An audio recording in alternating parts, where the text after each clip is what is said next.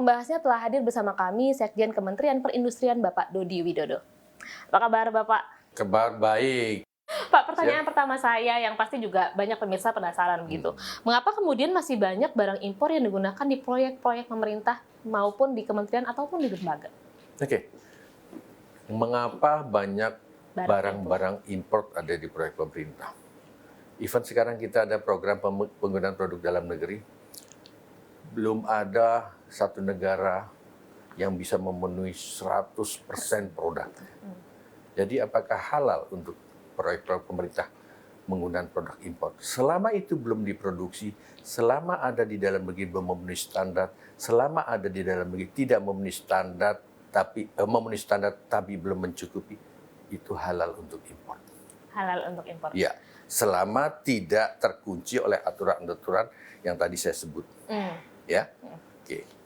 Berapa persen Pak kalau Bapak lihat penggunaan barang impor di kementerian dan lembaga saat ini? Waktu itu kan kita sempat dengar ada teguran dari Pak Presiden, ada beberapa kementerian yang disebut Pak Presiden masih banyak menggunakan barang impor. Ya, Pak Presiden menegur itu, pasti Pak Presiden tahu produk-produk tersebut sebenarnya sudah banyak di dalam negeri.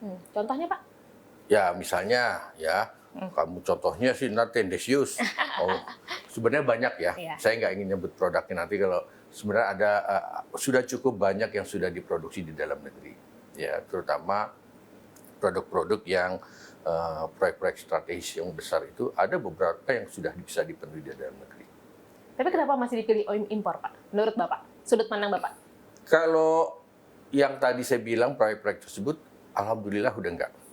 Karena setahu saya pada saat waktu saya menjadi Direktur Ketahanan Industri, perusahaannya itu masih sekitar 12 sampai ya sekitar 15-an. Sekarang sudah lebih dari 50. Sudah lebih dari 50. Menggembirakan ya Pak? Ya pasti. Kenapa kita juga sangat ada program Pak Menteri kita, Pak Ginanjar, Pak Agus Gumiwang, itu ada program substitusi impor. Jadi mencoba untuk substitusi semua yang bisa dibuat di Indonesia. Kenapa? Karena dengan substitusi impor itu investor akan tertarik masuk ke dalam. Dengan investor masuk ke dalam, investasi masuk, berarti kan dolar masuk. Ya. Efek dominonya panjang. Dia akan membuat industri di dalam negeri akan menyerap tenaga kerja. Nah, tenaga kerja berarti ada nanti mungkin dia menggunakan produk-produk yang bahan bakunya dari negeri yang sehingga hilirisasi semakin banyak. Sehingga nilai tambahnya ada di sini dan tentunya pendapatan masyarakat akan semakin meningkat, PDB kita akan meningkat, GDP kita akan meningkat. Jadi tadi yang Mbak Mira bilang tentunya akan menambah peningkatan pembangunan kita. Ya, baik. Jangan kita quote-unquote seperti kita didikte oleh negara-negara kolonialisme. Kita udah nggak zaman lagi. Kita bisa berdikari. Kita mampu membuat itu semua di dalam negeri. Pak, mungkin balik lagi ke sana tadi. Sektor apa yang menurut Bapak masih banyak menggunakan barang impor? Hampir semua sekarang so-so ya, biasa-biasa. Hampir sama. Hampir semua sekarang soal kan kalau kita ngelihat barang-barang banyak impor itu kita ngelihat di dalam struktur pada pohon industri. Ya, mungkin ada bolong-bolong 1, 2, tapi hampir semua sekarang hampir keisi. Hampir keisi. Produk-produk yang dibutuhkan masyarakat itu sudah ada dalam negeri. Hampir gitu ya, Pak? semua hampir sudah ada. Kecuali yang berteknologi tinggi, yang ada leg spesialis lah yang mungkin kita agak susah dan kita masih menunggu waktu dan perlu waktu untuk mengembangnya. Untuk sambil kita dorong riset and development-nya di sini. Tapi akan mengejar ya Pak? Insya Allah. Apalagi kan Presiden sudah melaunch Februari tahun 2018 industri kita kalau bisa kita mengimplementasi dari Making Indonesia 4.0. Nah itu kan cara kita pemerintah mendorong industri kita lebih maju lagi mengimplementasi semua dengan digitalisasi.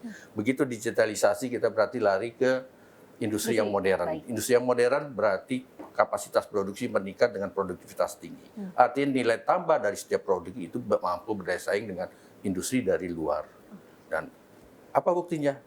Sekarang 70%, 72% ekspor kita basisnya dari sektor manufaktur. Artinya apa?